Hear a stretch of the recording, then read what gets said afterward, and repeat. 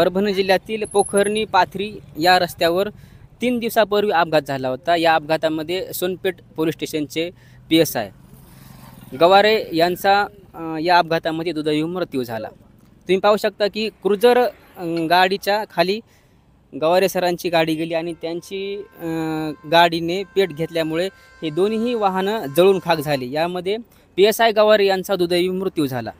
Project बनवायला आज सुरुवात केली। 3 दिवसानंतर प्रशासनाला जाग आली की ह्याच्यामध्ये सगळ्यात मोठा प्रश्न हा आहे की सामान्य व्यक्तीचा जेव्हा अपघात होतो तेव्हा प्रशासन मनावर घेत नाही। जेव्हा प्रशासकीय अधिकाऱ्यांचा अपघात होतो तेव्हाच पोलीस प्रशासनाला जाग येते का की आपण या रस्त्यावर गतिरोधक बनवायला पाहिजे जेणेकरून लोकांचा अपघात होणार नाही।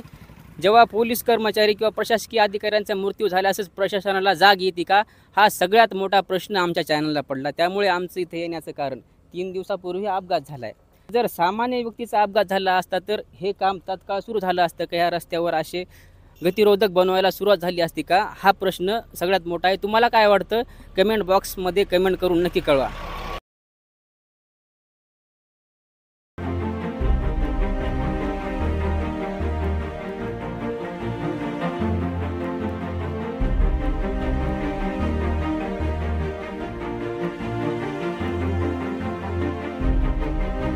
दुसरा प्रश्न म्हणजे या रस्त्याच्या दुतर्फाला आणखीन देखील प्रोटेक्टिव्ह बॅरिकेड्स नाहीत।